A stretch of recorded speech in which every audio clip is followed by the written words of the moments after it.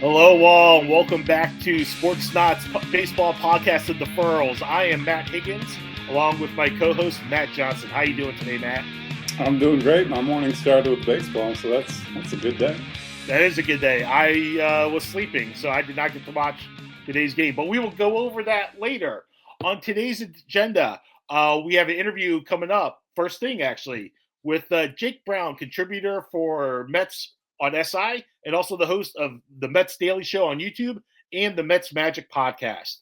On top of that, we'll be talking about the Dodgers-Cubs game that Matt watched in the entirety while I was asleep in my bed and under the covers. After that, we'll get into MLB award predictions. MJ actually posted today on sportsdot.com his predictions. We'll go over his picks and my picks as well. And then we will end the day on our favorite immaculate grid. We'll try to beat our rarity score of 15 last week. Most likely won't, but damn it, we'll give it the old college try. My goal is to get under 100. Let's hope. Fingers crossed. Now we're starting off today with our interview with Jake Brown. Welcome back to the Deferrals with myself, Matt Higgins, and my co-host, Matt Johnson. And we have a very special guest today, Jake Brown, contributor for Mets on SI and host of the Mets Daily Show on YouTube. How you doing today, Jake? How old are we getting that we worked, like 10 years ago together when I was a young pup? And I think that when we worked together, I had hair. And then working in this industry now, I have no hair. So that tells you what this industry does to you. It just gets rid of your hair. But yeah, 10 That's why years I wear ago, a hat, man. I don't want anybody to see my bald spot on top. Listen, I think it might be time to join the dark side and maybe join the bald side. It's a beautiful look. Listen, I rub I got my Brazilian bum cream. I just rub it on. You just get a little cream, you get a little touch up, rub it on the head. And I was a young pup. I was interviewing some stars back then. Man. I had rappers come in there, actors. It was a fun time there. Very little pay, but a fun time. Oh, yes. Tell me about it. Yeah, but we won't name the company, but people can find out on their own. It's all companies. We don't need to tell companies. They all pay us nothing. Give us more money. We're poor. You even had an American Idol co-host as well at one time. Constantine Maroulis. Yeah. He's a friend of mine. He's nuts. He's a big New York sports fan, and he was just he got lazy at times. Not that he was lazy. He had other interests, which was performing, and he's still an actor. He performs. He does Journey cover band music, and that's cool. Listen, he's late 40s and still going. He was on Idol 20 years ago, and he would finish in 6th place. So for a guy that finished in 6th place to still be singing, around the world is pretty cool. But we had a good run. Yeah, that the hope was one day me and Constantine. I'll tell you a little tidbit. Mark Chernoff, who used to be the WFAN program director, he had said to us, I could see you and Constantine starting off as a morning show in some market, maybe a smaller market. And I was like, oh, wow. I was convinced. And then it never ended up happening. But maybe it's in the cards when he's in his 50s. All right. Well, let's get to the Mets right now. Obviously, big signing this offseason with Juan Soto, the $765 million. I thought you were going to say Griffin Canning. Juan Soto. I thought you were going to say 1 year, 4.25 for Griffin Canning. There we go. Can't forget about Frankie Montas and his $34 million. And he's already on the shelf. Brought back Pete Alonso. So, first question for you. What are the expectations for the Mets this year? And is it World Series or bust? World Series or bust is tough because the Dodgers are the Avengers and they're already undefeated. Shocker. I mean, they're just going to be – there's 14 injuries away from the Mets probably beating them. That's how good they are. I've never seen – they have a 12-man rotation. It's something you can't even make in a video game possible, and they have. So – is it World Series or bust? Not exactly. I think that's the goal. I think that's a realistic goal because, listen, if you could take down the Dodgers in best of 7, there's no question they could beat anyone in the American League. So if they stay healthy, they add someone to the rotation, I think they can. I won't call World Series or bust. If they miss the playoffs, that's a disgrace. That's the bare minimum. Where last year it was compete for the playoffs, and obviously we know what happened. OMG, Grimace, everything that happened. But this year, it's at least get to the playoffs and then try and take down the Dodgers. That's the goal. And, I'm encouraged. I think at the minimum, this is a 90-win team. If everything goes bad, 85 at the worst. But I think this team should win anywhere between 90 and 95 games. And I love what they did this offseason. They added a ton of depth. It's not just the guys 1 through 26. I always say David Stearns is a genius at 27 through 40. Someone like a Jose Iglesias was probably 31st on the roster, worked his way up, because of injuries, and became the hero of the Mets. So it might be a Joey Meneses comes up at some point from AAA and is a hero for a guy who gets hurt. It might be, Huascar Brazoban who gets up here and becomes a hero out of the bullpen. It might be a Griffin Canning. So love what they did, love the depth. And obviously a team 2 wins from the pennant that adds Juan Soto needs to be taken seriously. Now, it seems like they're going to have to use some of that depth in the beginning of the season, especially with their lineup right now. Brandon Nemo's hurt, but it might not be, as serious as initially thought. But you got two starters starting on the IL for the season, and Jeff McNeil and Francisco Alvarez. How long are these guys going to be out for? What's like their injury status, and who will be filling in for them while they're out? Yeah, well, Alvarez, I expect to be back early May. It was around 6 to 8 weeks, and this was about a week or two ago. So my guess is somewhere probably mid-May. The Mets will have to come back and rehab. He hurt the same hand he hurt last year. It's that left hand. He's a little bit aggressive sometimes, but this time it apparently came during batting practice, so it wasn't while he was catching. He's known for sometimes putting his glove too far ahead and getting the bat, to hit his left hand. So that is his receiving hand. So you want to be careful about that, especially early in the season. So for now, Luis Torrens, who replaced him, very nicely last year, Mets picked up off the scrap heap from the Yankees minor leagues, and he did a terrific job. I mean, his shining moment came in London where he tagged the plate, again, got hit, by like the ball or the bat, I think it was, tagged home through to first, and everyone's like, who is this Luis Torrens guy? Yeah. He threw out almost everyone. He's not the greatest bat, so the Mets are going to lack out of that 8-9 spot wherever he hits. The backup might be a guy who worked at Whole Foods in the offseason. I'm not even kidding. He's stocking shelves at Whole Field. Hayden Sanger, or Jackson Reitz. Reitz is the only guy with major league experience they have. I could see them picking up someone off the scrap heap before opening day. Teams always waive players. There'll be catchers out there. McCann, former Met, will not be out there as the Braves just picked him up. I actually would have liked him. I thought as a good backup for now, third stringer down the road. So it'll be Torrens at the start. And then second base, Jeff McNeil's only going to miss about 2 weeks of the regular season. He'll miss anywhere between 10 and 15 games with an oblique injury. My gut is, he's back a game like 11, 12, whenever it is. So they won't be without him for long. But I guess, and what it seems to be what they're doing is they're going to platoon Luis Angel Acuna and Brett Beatty. I think that's the goal here. So opening day, my guess, it's Acuna against Framber Valdez next Thursday. And then whenever there's a righty on the mound, Beatty will play. And then Acuna is kind of a super utility man where if it's a blowout late in games, he might come in for Lindor. Lindor had some back issues down the stretch last year, might spell him late in blowouts. He will come in as a pinch runner. He will come in as a pinch hitter if a lefty comes in to face Brett Beatty. So I do like that combo. And then it's kind of like the Survivor or like Hunger Games, like the best of the two survives when Jeff McNeil comes back because they probably can't keep them both on the roster. I personally like Acuna much more. I think the fact he could steal bases for you, maybe it's his name. Everyone wants the nerd stats want to say he doesn't, there's his exit velocity, he doesn't hit the ball hard enough. But, I go off what my eyes see, and what my eyes saw is him step in for the face of the franchise and was productive down the stretch last year. He stole 30 or 40 bases in AAA. He can play a third, short, and second base, where Brett Beatty's a third baseman that's attempting to play second, but he's not going to do it that well. Beatty doesn't steal bases. So I like Acuna's bat a little bit more. I like his glove more. I like his versatility more. So I think for 2 weeks we see Acuna and Beatty. And then I think after that, I think against left-hand pitchers when McNeil's back, if Acuna shines here the first few weeks, I think Acuna continues to play. And the Mets are hoping that eventually he is their second baseman of the future. And you mentioned Stearns' ability to find depth. I was just did Milwaukee doing it in New York. So Jesse Winker, minor injury, but one guy you mentioned on Twitter, someone who I'm familiar with, obviously watching with the San Francisco Giants when they come with prospect, Alexander Canario. So is he one of the guys, or is there others who have really impressed you during spring training so far?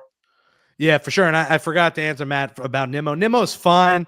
He's 90%. He said he did play the outfield yesterday. So my guess is he's going to be the left fielder, and then he might be spelled in DH some days. So my guess is 5 to 6 days a week, Nimmo's the left fielder, maybe 1 to 2 he DHs. I like Canario, but there's no real spot on the roster for him. So the Mets are in a tough predicament because he doesn't have options. So, maybe they could sneak him through waivers and get him back, but he feels like a guy that anyone that needs an outfielder or even a DH is going to pick up. I think he has an incredibly high upside. So I think we wait and see, because with how the injuries are going, like if Nimmo did, re-injure that knee or his plantar fasciitis is still an issue, I think Canario is the next guy up. But because they have Winker, who it was a cramp yesterday, it seems like he'll be fine. Maybe the Mets will give him a day or two to get right. But Winker's the next guy, and then Starling Marte is another guy that plays the corner outfield. So right field, who's there every day. Soto's not going to sit. He's going to play 162 in right. Center, you're going to get a mix of Tyrone Taylor and Jose Siri. And then left, Nimmo. And then, like I said, it'll be Marte and Winker, depending on if it's a lefty or righty pitching. I just don't think there's a spot for Canario. I hope some spot is created. Maybe the Mets carry one less reliever and keep Canario, but it just feels strange because now they already have 6 outfielders. Like, where does Canario fit in the picture? I think they got him in case this Nimmo injury did or does become serious, or there's another injury. Or listen, Starling Marte, his knee has bothered him since the summer. Like, he's looked at as the Mets part-time DH. If he really can't ever play the outfield, and the Mets determine that by opening day, maybe Canario gets there. But I have trouble thinking that he's going to clear waivers, no one takes him, and he ends up on the Mets roster. Absolutely. And another Stearns addition, Clay Holmes, opening day starter. He mentioned when he was signed that he's kind of aiming for 160 innings for his innings limit. How realistic do you think that is for a guy whose his previous career high was 70, and before that, in recent years, he's been at around 60? So what are your expectations for him this season, and how realistic do you think 160 innings is? Clopening day, Holmes-pening day. There's I mean, who would have thought? We're sitting here Thursday, Framber Valdez in Houston, and it's Clay Holmes as the opening day starter. Now, once Mania got down, and he'll probably be back late April, once he went down, you knew it was either Senga or Holmes, maybe with an outside chance of David Peterson. But I'm happy for Clay Holmes. Listen, the Mets pitching lab is a serious thing. Like what Jeremy Hefner in this lab is doing, it's a legit thing. Like the pitchers that come in talk about the lab. They talk about the work they do in the offseason. There's a lot of stuff I don't even understand, technology stuff, different pitches these guys learn. Clay Holmes has added a kick change that is filthy. And, Yankee fans want to say, good luck with Clay Holmes. Listen, it's not my fault your manager sucks and he kept Clay Holmes in a closer's role when he was imploding. I mean, Aaron Boone's Aaron Boone. When a guy implodes as a closer, you get him out of the closer's role. Instead, he said, no, we trust him. Listen, his confidence was shot. There's no issue with that. It happens to closers, especially on the biggest market in New York. Edwin Diaz struggled as a closer. He said, my confidence is shot. Carlos Mendoza, being the good manager he is, he said, hey, we're going to put you in like the 7th inning in mop-up duty and get you back to your old self. They didn't do that with Clay Holmes. So I don't want to hear Yankee fans saying, good luck. Good luck. The guy was a 2-time All-Star the last 3 years. So, yes, he had a bad stretch of closing games. Being a starting pitcher is not the same as closing games. There's a lot less leverage. You can throw more pitches because you're going more innings and you need more pitches. When you're a reliever throwing 15 pitches, you're not throwing a pitch arsenal of 5 pitches, 6 pitches. So Clay Holmes adds I believe it was the 4-seamer now, and he adds that kick change. So you add 2 pitches. I think he's going to be good. Listen, they're paying him 3 years, 38. They gave Frankie Montas more than that, which the worst contract of the offseason looks like Frankie Montas. That was like very much, you did it way too early and it didn't make much sense. But I'll give him the benefit of the doubt because he's hurt. We'll wait till he actually pitches in games. That was the one that was, I think, David Stearns using his, hey, he pitched for me in Milwaukee. I liked him there. Let's take him in the pitching lab and it'll work. We'll see. That's yet to be determined. But can he reach 160? I think he can because I think the Mets are going to be smart here. The reason the Mets added Canning, they have McGill, they have Blackburn. Sure, it's not a murderer's row of back-end starters, but they are guys who can eat innings. And I think their hope is that they can skip a start here and there for Holmes. They use the off days right. Some starts, if he's doing well and they're dominating, they pull him after 5 innings and they go to Jose Budo for 2 or 3. So I think they're going to be smart with it. They're going to limit it early on, 5 innings, then 6. There's not going to be times you see him throw 8 or 9, but man, if he could give you 6 innings of 2-run ball with how good this Mets bullpen is, I think you sign up for that every day of the week. Now, speaking of the rotation, obviously you brought up Frankie Montas and Sean Manaea. Both are battling injuries. Montas, he's not expected back until at least June with the lat strain in his throwing shoulder, while Manaea is expected back, like you said, mid to late April with that strained right oblique. Who will be filling their innings while they're out? Yeah, well, listen, I think there's a chance Montas gets back in May, but lats are tricky. Sometimes they're longer, sometimes they're shorter. I think we might see Montas by mid-May, but I'm not losing sleep. Like, I'll wait. Like, wait till Montas is 100%. Like, the Mets don't need him right now. So right now the rotation looks like this, and it could change in a week or when the Mets decide, but this seems like these 6 guys will make the opening day roster. It'll be Clay Holmes, it'll be Kodai Senga, it'll be David Peterson. Those are the 3 that you know.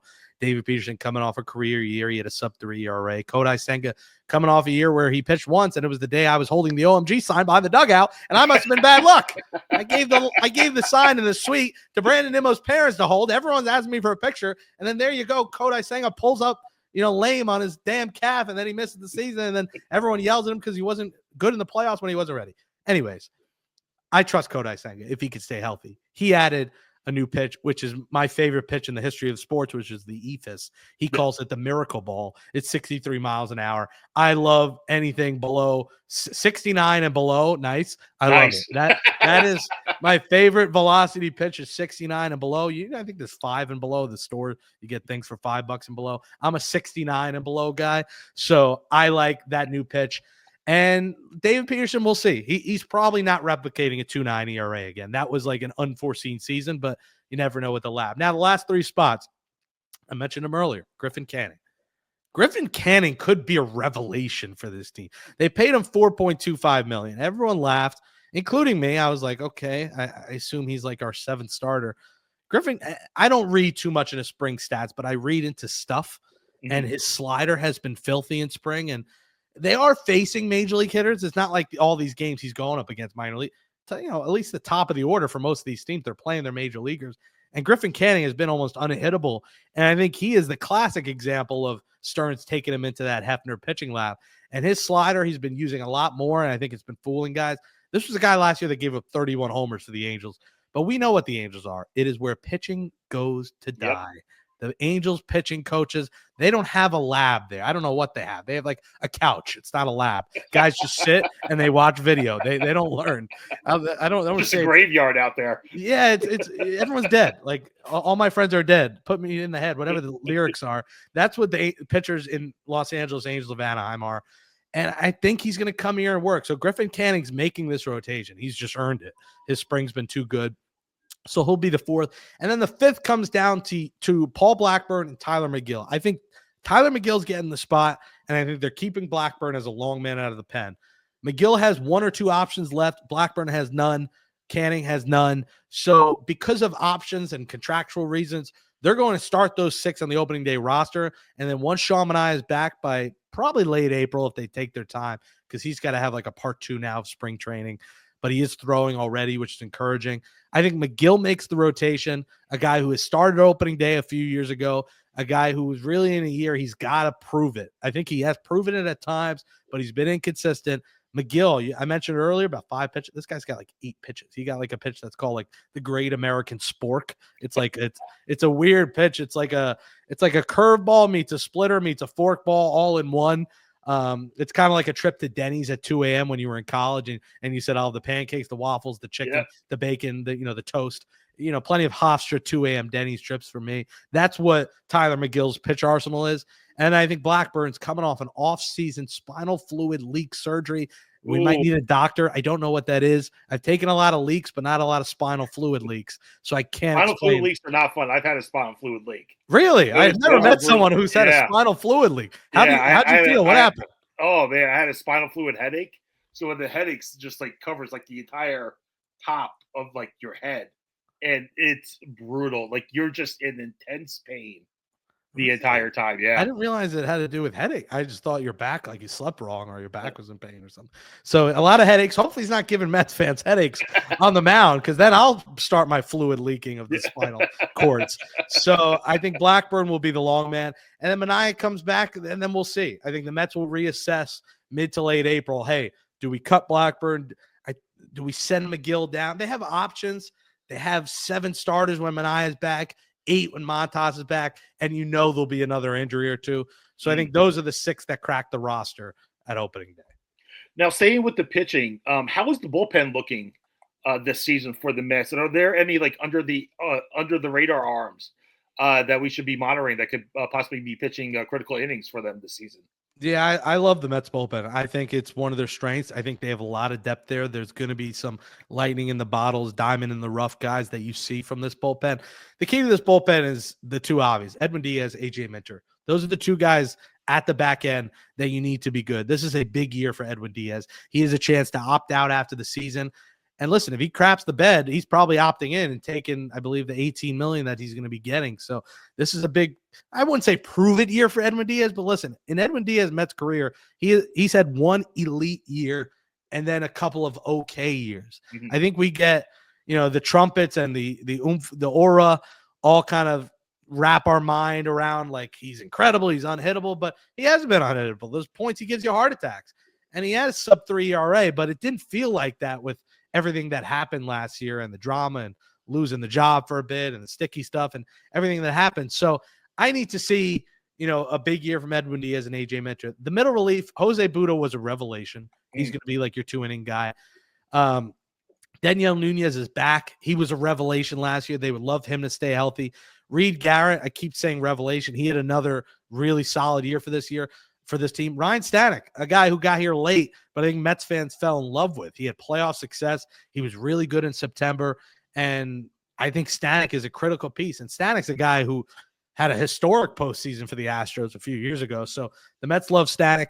Max Kranick is, if you're talking about an under-the-radar name, he is that guy. Hasn't pitched in the big league since 2022. Has been lights out in spring. He's been unhittable in spring. He's got filthy stuff. He's got high heat. Max Kranick is a guy that's going to pitch some in this middle relief who's going to be good. And you want dark horses? I mentioned him earlier.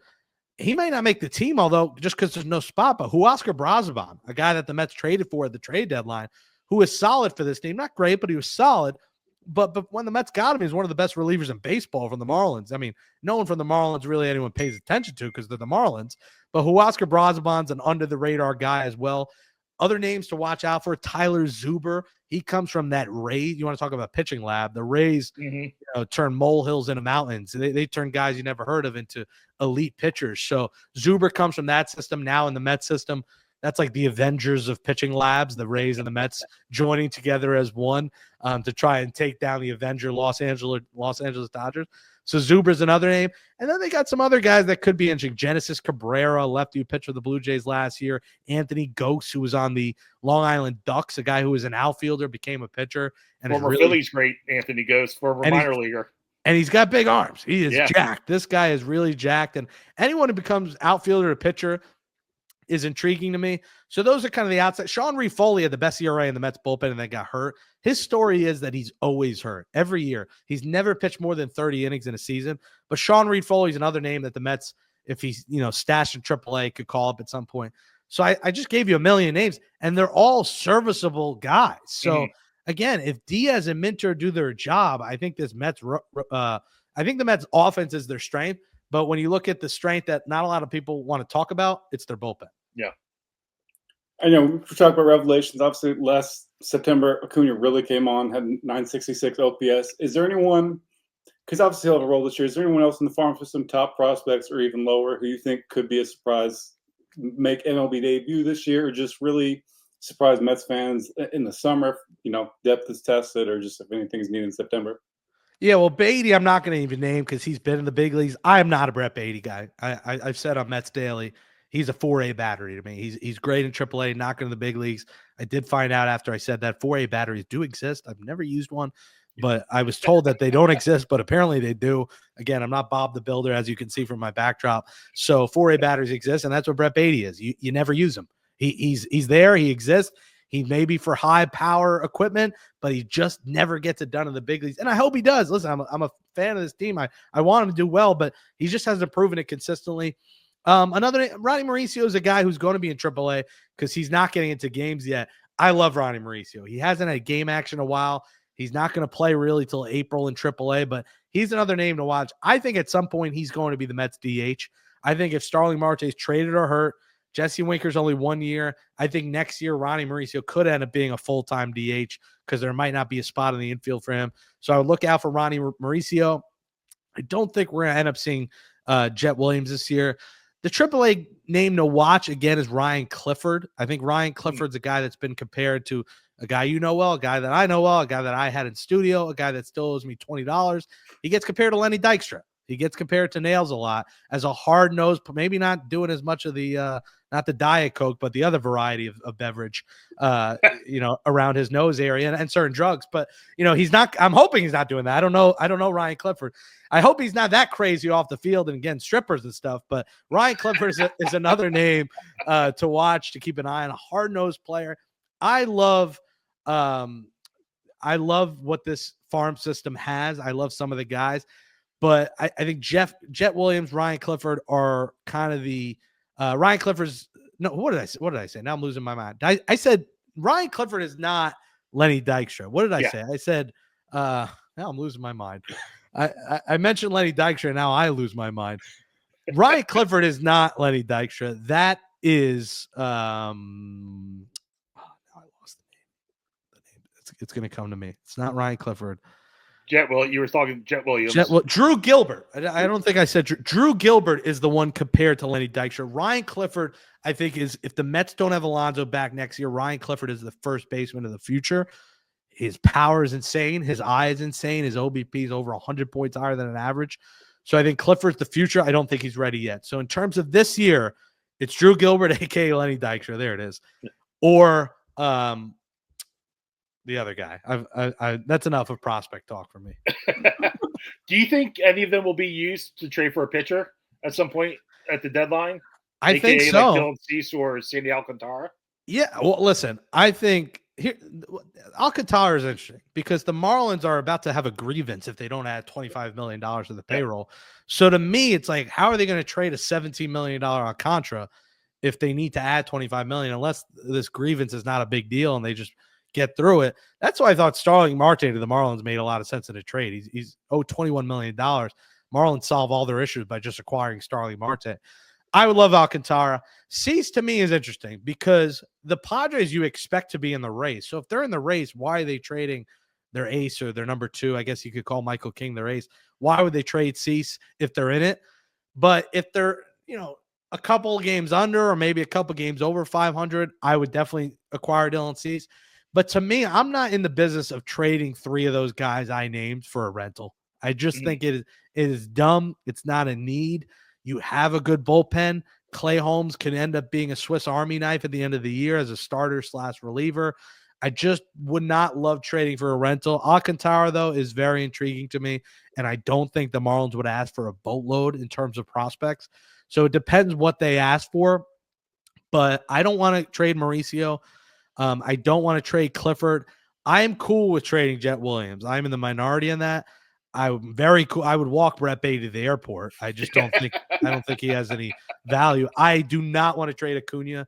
I know a lot of Mets fans say you're dumb. I think he will become a star in this league. I don't care what the analytics show.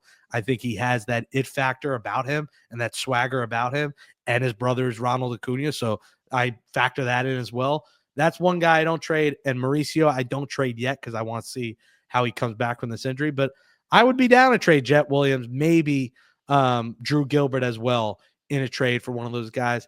I'm not ready to trade Brandon Sproat because why are you trading a future starting pitcher and a guy I didn't mention? Sproat is a guy we're going to see at some point. I mentioned the hitter. Sproat is a minor leaguer that I think by June or July we see in this Mets rotation. So I wouldn't trade him, but maybe a guy like Jonah Tong, he pitched the other day in the spring breakout game, is another name that you maybe put in the trade market. Luke Ritter is another hitter in AAA you maybe have in the trade market. But I would avoid trading Acuna, Mauricio, and Ryan Clifford. And we'll get you out on this question. What's your prediction this season for your Mets? I want to say World Series. I always say, I feel like I might as well just say it, World Series. Like, I think there is a shot they could take down the Dodgers. There's obviously a bit of homerism in that prediction. But listen, if you look at what the intangibles, what this team has, what they went through last year and watching the Dodgers win in front of them, I think that is a big factor. What they have in this manager and Carlos Mendoza is even keeled. There's never too many highs, never too many lows. I think they have the right manager. Listen, I think the Braves are going to be tough. The Phillies will be tough, but I don't think the Phillies the Phillies did not have a good enough offseason. They didn't. Adding, Jesus Luzardo and Max Kepler is not that appealing to me.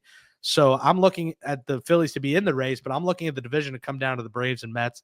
I think the Mets honestly get it as a wild card with somewhere around 92 wins. I think the Braves, either it's a tiebreaker or they win by one game. I think it'll very much come down to the last 1 or 2 games to the division.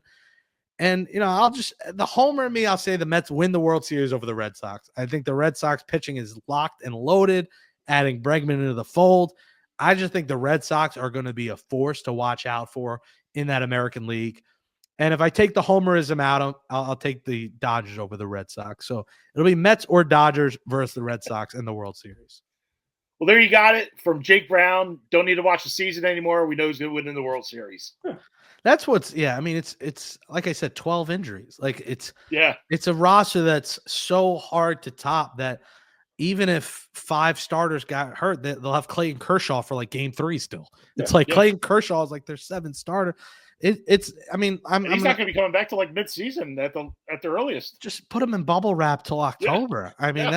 You could put Shohei Ohtani in bubble wrap till October and they'll still win. So that's the downside of this baseball season. I think baseball in general right now. I think the NBA, it's about load management, guys not playing, which is the downside, and maybe the style of play. Baseball, it's about the Dodgers being better than everyone else. And, I think they get a lot of the blame. A lot of the blame should go to the teams like the Pirates who don't give out more than 1-year contracts. Oh, 100%. It's those lower market teams who give no money, who have like DJ Stewart play as their starting DH. DJ Stewart is a bum. I had to watch him with the Mets. He had 1 good month, got a contract, and then got all the chances in the world. So those are the teams hurting the sport. But we'll see. I think it's Mets, Braves, Dodgers, National League. But in the end, it might be the Dodgers have too much. Yeah, every team could have signed Juan Soto if they wanted to.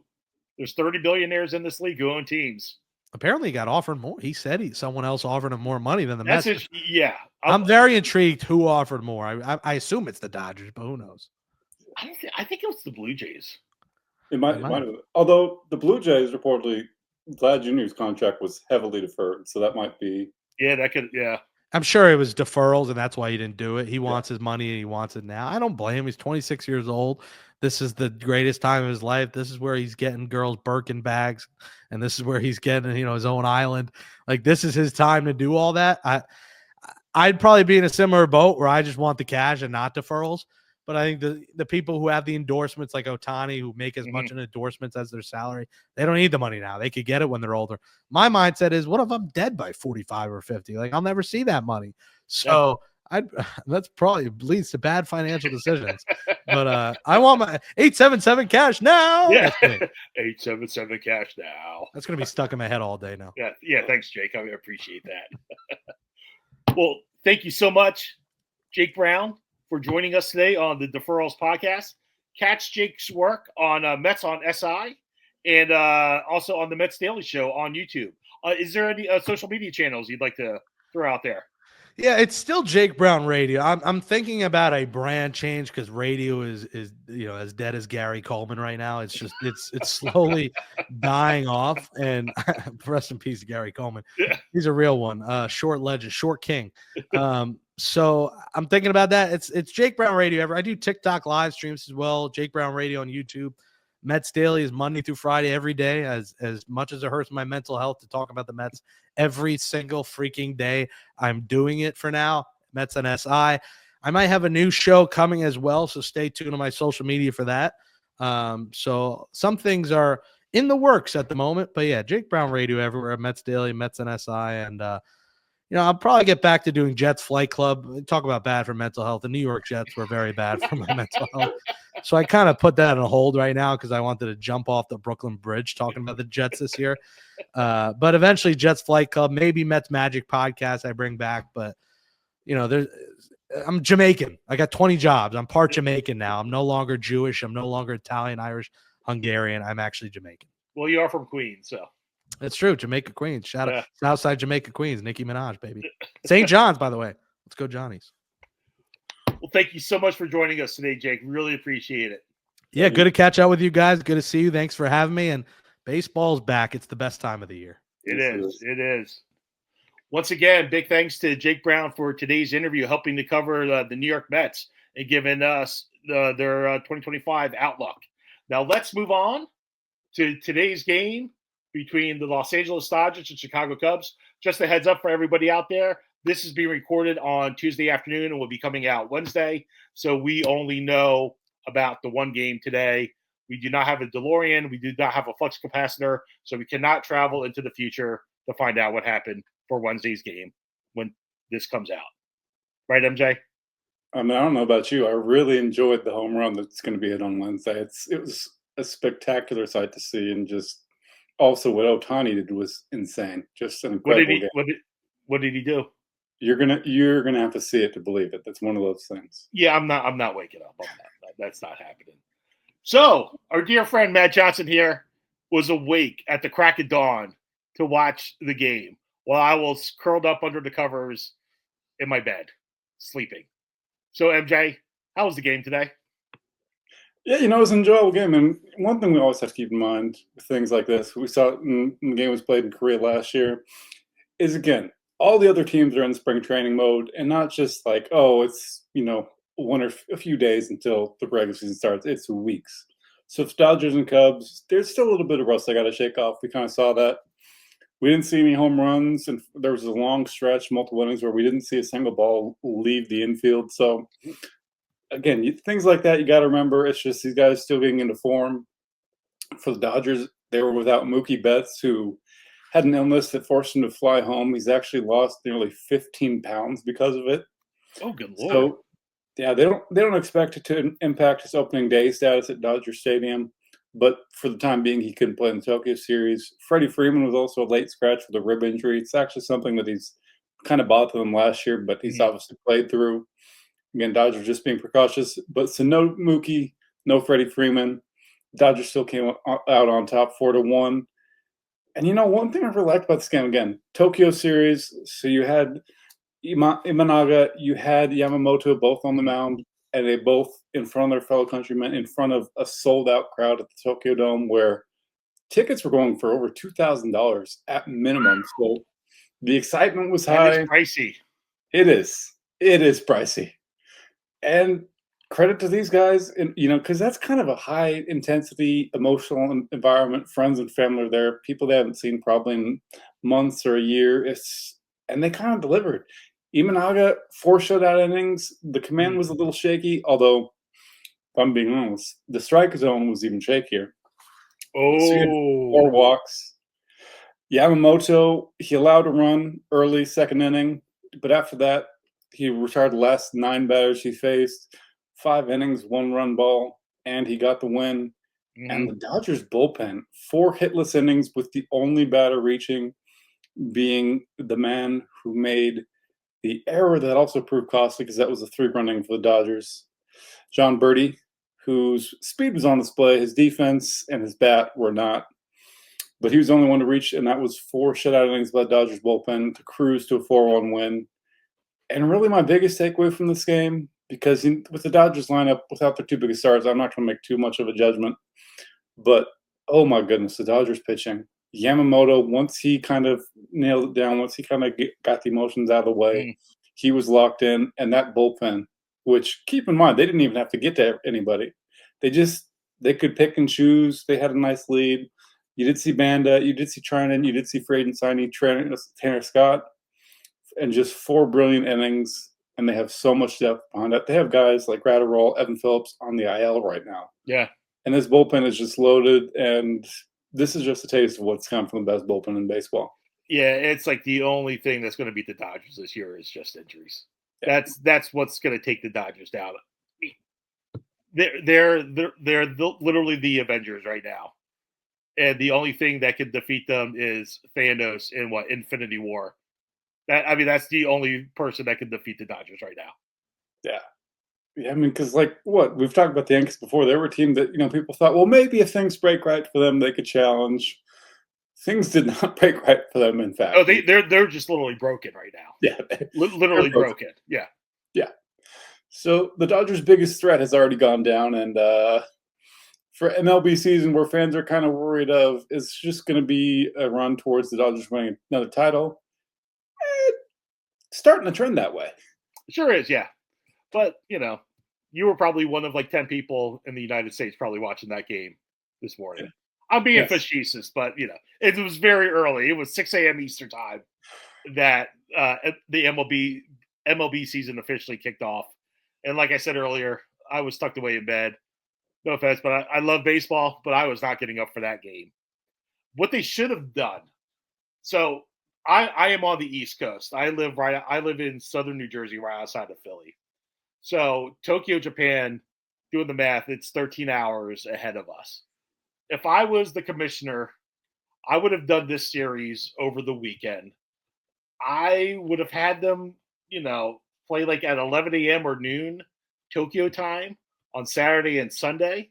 At least for us East Coasters, that means the game would have started at either 11 p.m. or 10 p.m. And I would have been okay with that. But more outside of us, like the East Coast bias people, Dodgers fans would have been able to watch the game at 7 p.m. or 8 p.m. game time. And the Cubs fans would have been able to watch the game at 9 p.m. or 10 p.m. And they just, I feel that's kind of like a slight to them, not being able to watch their favorite teams unless they're getting up at the crack ass of dawn to be able to watch to see their favorite teams kick off the season. Yeah. I will say first, us hardworking Americans who have to wake up early in the morning. I woke up at 11. We're already up when first pitch. But no, I think I really don't enjoy taking MLB side here in anything, but I'm going to here. Congrats to Rob Manfred and all 30 MLB owners. I'm defending you, which is going to be a rarity on this podcast. I think for them, this is just all about the money being made in Japan and the opportunity to just kind of have that product on display, grow the game internationally. We've seen this with the NFL, and obviously baseball is already big in Japan as it is, but MLB wants an even bigger imprint there. And so I think for them, it's just about what matters is what's convenient to the people in Japan, and this was the best time. Obviously, the crowd was sold out despite the high ticket prices, so it kind of worked out. And for whether you're on the East Coast, if you want to get up early for it, MLB was like, hey, it's whatever. Fox isn't too big on the ratings anyway. I mean, what else are people going to watch at 6 a.m? And for the West Coast, yeah, they're like, people are asleep anyway. So I think this was a rare instance where MLB doesn't necessarily care about the ratings. It was all about growing the game internationally and making all that nice stadium revenue that they got out of this. Because, again, we're going to see that tomorrow on the 6:10 first pitch. I'm just saying. I mean, I totally get growing the game. I'm all for it. I think it's I'm totally fine with them opening the games over overseas in Asia, overseas in Japan and South Korea. I think that's great. It helps the growth. But for somebody who is a baseball fan, I would rather see it at 10 or 11 o'clock at night for first pitch. It'd be like watching my Phillies while they're out on the West Coast, instead of 5 or 6 a.m. in the morning. That's all I'm saying. I value my sleep too much to get up that early, value too much. I just can't do it. Fair. Anyway, we are moving on because today Matt Johnson posted his MLB predictions for 2025 on sportstalk.com. Head to the website after this podcast is over to go check it out. Matt, who did you have on your predictions list? Yes, figured what better time than the first pitch baseball season. Also have some award predictions. And yes, there are some Dodgers in here. I'm not going to give away all my picks because, hey, if we want people to go check it out, who knows, maybe I picked a player from your favorite team. I'll just say. Ooh. There's some East Coast, there's some West Coast. There's a little small market love in there too. MJ's going to give you some Joe Buck bias. Yeah. And I can't believe I'm saying this, but a team who has 2 representatives on my preseason MLB awards ballot is the Boston Red Sox. Really? I'm feeling it this year with Boston. They actually, ownership, Fenway Sports Group went in first time being aggressive on the trade market, spending money for the first time in what felt like decades. Really, it's only been a few years. But so with Cy Young, Mr. Garrett, their big trade acquisition this offseason, It's a situation where, look, if you look at his numbers from last year, obviously he had the highest strikeout rate in the league. His ERA was in the threes, but his skills independent ERA was even lower. And even if he has a higher ERA facing teams like the Yankees, pitching in Fenway Park, he's going to have double-digit wins, could push for upwards of 15. So if you're going to have a guy with 200-plus strikeouts, maybe leading the league in strikeout rate, low ERA, 3.1, maybe just under 3, and with all those wins, I think he can be the AL Cy Young Award winner in a field that I don't think is particularly strong. Obviously, Garrett Cole is out for the year already. Mm-hmm. And speaking of those Red Sox, my AL Manager of the Award, Alex Cora, again, this is the team that I think is going to win the AL East, and I think there's going to be a 10-win improvement. And we have a big market team, 10-win improvement, winning one of the most notable, recognized divisions in baseball, maybe even finishing with the best record in the American League. For me, Cora's the guy. He finally has the talent that he hasn't necessarily had in previous years. On the NL side, there's a little Dodgers love here. Cy Young Award given to Blake Snell. Oh, okay. Because if you look at what he did last season, he had the injuries. Again, we've talked before in the last podcast about how with some of these guys who late signings, they just start slow. He had 2 stints on the IL. Mm-hmm. He wasn't really himself until July. But once he was back, he was phenomenal. Sub 1.5 ERA, holding opponents to nearly a 100 batting average. Just absurd numbers. He's not going to be as dominant as that. You just can't be that great over full season. But I think the wins he's going to rack up, the strikeouts he'll rack up. And that Dodgers rotation, it's pretty even. Like maybe there's a risk of guys splitting votes, but I think Snell will be the standout. A few others I'll highlight. NL Rookie of the Year, Dylan Cruz. I think you're going to have potentially 50 combined stolen bases and home runs on a smaller team that they're not going to get the love nationally, but I think he still can be a guy who just the numbers are going to pop off the stat sheet, and the slow rise of the Nationals will probably help him win the award. Also, finally, I'll close it out again. I want to leave MVP, other stuff like that for people to go check out. But comeback player of the year. AL is going to be Shane McClanahan, returning from Tommy John surgery, which he had in August 2023. He's shown the same stuff this spring. Maybe it's not going to be as consistently crisp in his first full season back. But I think for comeback player of the year, it's a nice benchmark for him to reach where he doesn't have to be a Cy Young level pitcher, which we've seen him be able to do in the past. But he can just be that all-star guy leading the Rays rotation. That'll get it for him. NL comeback of the year is going to be Acuna. For me, he's going to miss the first month of the season. Okay, maybe he doesn't make the All-Star team because of it. Maybe he's not going to be in the MVP conversation because of it. But this is just comeback player of the year. This is going to be his second return from a torn ACL. He's approaching it different this time. Last time out when it happened, they were pretty aggressive with his, trying to get him back on the field. This time they're being more cautious. They're trying to make sure he's more well-rounded, more athletic, and just he doesn't have as many setbacks or issues. So I think for him, especially being an everyday player, that'll get him comeback player of the year. And those are just a few of my awards picks, but I'm curious to hear yours. And here is mine. Drum roll, please. Starting off, American League MVP, Baltimore Orioles shortstop, Gunnar Henderson. Last year, finished 4th in MVP voting, 37 home runs, 31 doubles, 118 runs scored, 893 OPS, 159 OPS plus, meaning he was a 59% better hitter than the league average hitter, and he had a baseball reference WAR of 9.1. He is only 23 years old, and he's only going to get better. He is my pick for AL MVP this year. NL MVP, Shohei. The numbers speak for themselves. Yeah. There's no way, unless he misses like half the season. And listen, with Shohei, you and I both know. Listen, repeat MVP winners in the same again. Shohei repeated AL, NL back to back. Yep. But the repeat in the same league happens rarely. In fact, it's only happened twice in the National League since 2001, being Bonds and Pujols. But with Ohtani, as we know, he's going to have the offensive numbers. And even if there's voter fatigue, that's like we've seen him do this before. But great, now the pitching's back. Yeah. So that's going to be more added value for His pitching might be delayed a little bit because it kind of like slowed down the pitching rehab, but he'll be back on the mound at some point this season. Yeah. And then we'll move on to the National League Cy Young Award winner. Obviously, my favoritism might be putting a little bias on here, but it will finally be the year Zach Wheeler wins the National League Cy Young. Finished second last year, finished second in 2021, which honestly he should have won in 2021.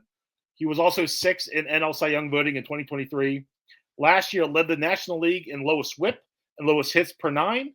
And over 5 years with the Phillies, he has a 2.94 ERA, 142 ERA plus, 2.96 FIP, 899 strikeouts, and a 25.4 B WAR. Now, moving on to my American League Cy Young. Kansas City Royals lefty Cole Ragans. Yeah, I said it. Cole Ragans. Finished fourth in AL Cy Young voting last year. Ranked fourth in whiff rate last year at 32%. And ninth in strikeout rate at 29.3%. Had an AL leading 10.8 strikeouts per nine in 2024 with a 3.14 ERA, 135 ERA plus, and a 2.99 FIP with a 5.0 B WAR. He is going to explode this season. He is going to carry that Royal staff as they make another postseason run. Now, moving on to my National League Comeback Player of the Year. It will not be Ronald Acuna Jr. from the Atlanta Braves. It will be Cincinnati Reds second baseman Matt McNeil, who missed all of 2024 after undergoing shoulder surgery following injury in spring training. And then during rehab, he suffered a ribcage stress reaction. But in his first season in 2023, played 89 games, had 16 home runs, 23 doubles, 65 runs scored, 864 OPS, 127 OPS plus, and a 3.6 B WAR. Expect him to be your NL Comeback Player of the Year. Now, AL Comeback Player of the Year. Texas Rangers starter Jacob deGrom. He's only made 9 starts for the Rangers the past 2 seasons. Obviously, he went down with Tommy John surgery in 2023. He came back only for 3 starts last year and late in the season. If he can stay healthy, he can return to his dominant form, he will easily win AL Comeback Player of the Year. And don't be surprised if he's also in the Cy Young hunt as well. Wow. Yes. Now moving on to my AL and NL Rookie of the Years. AL Rookie of the Year, Christian Campbell for the Boston Red Sox, with Rafael Devers moving over to designated hitter now, and with Alex Bregman playing third base. Christian Campbell will be the Red Sox starting second baseman on opening day, and he's just been rising through the minor league ranks in the Red Sox system. Last year, he played across 3 minor league levels and high single A, double A, and triple A. Over that span, he had a 997 OPS with 20 home runs, 94 runs scored, 24 stolen bases, 74 walks, 103 strikeouts, and 142 hits. He's going to take the league by storm. And my NL Rookie of the Year, even though he did not have a great game today, is Chicago Cubs third baseman Matt Shaw, who's also been rising through the ranks. He played in both double and triple A last year and had an 867 OPS with 21 home runs, 19 doubles, and 78 runs scored. Those are my picks, and I'm sticking by them.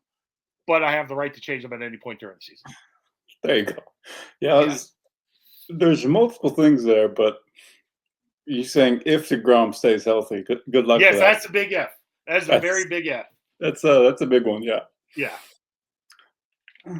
But I mean, so I think right now the Texas Rangers are hurting in the rotation department because 2 of their starters are currently out and will be out for the foreseeable future. But they do have the young guys stepping up with Kumar Rocker. Jack Leiter's actually been pitching well during spring training, so we'll see how that will translate into the regular season because, let's face it, he's been kind of a bust so far. Yes. And wouldn't that be kind of fun though to have the Vanderbilt boys back together again in that Rangers rotation? It would be, yeah. I mean, at least for the Rangers, it would be.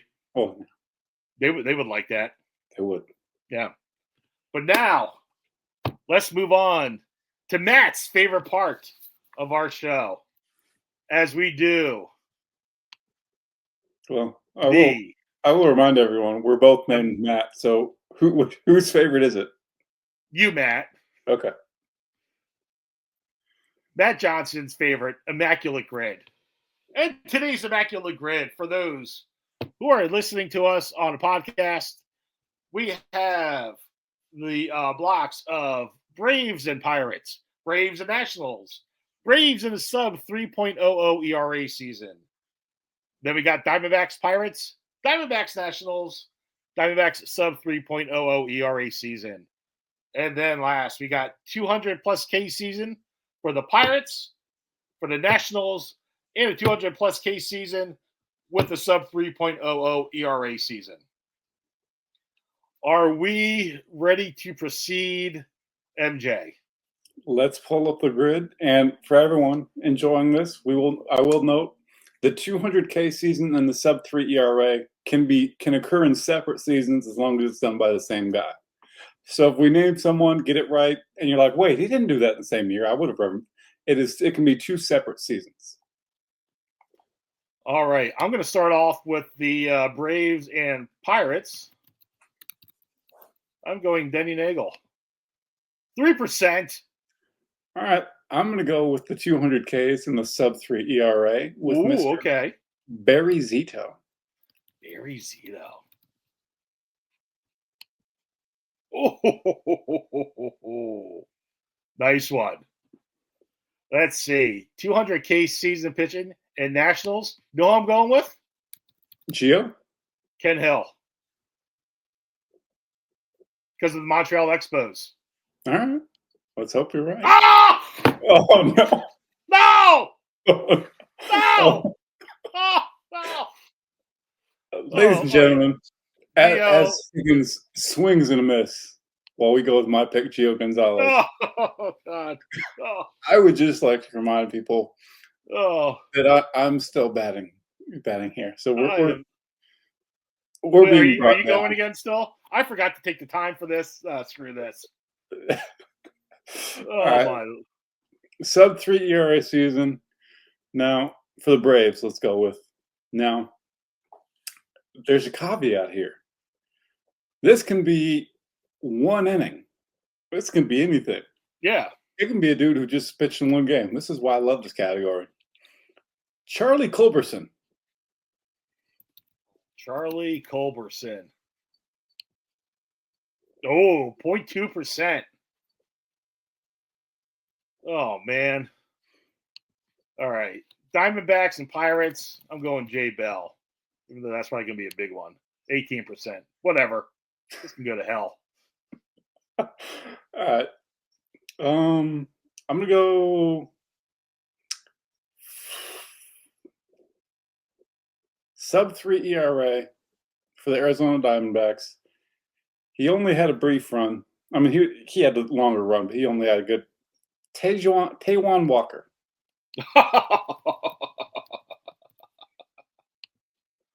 Wow. Did you look this up beforehand?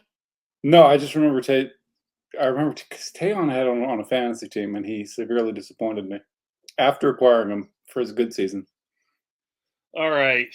Let's see. Should you do somebody good for Braves, Nats / Expos? Oh, man. Let's take ones we know we can get first. Let's go Pirates 200K season. Garrett Cole would be an easy layup. What about Doug Drabeck? Yeah, it's. I'll put this one on your shoulders, because I was going to take the layup. You can swing for the fences. Ah! Oh no, ladies and gentlemen, this is why you settle sometimes. Oh, I'm so bad. So we got one left. Our score doesn't really matter at this point. No, our score is an abomination of humanity right now. Yeah, let's just go. So I guess Pirates, 200K, or Nationals, Braves. Let's go Josh Bell for the Nationals and the Diamondbacks.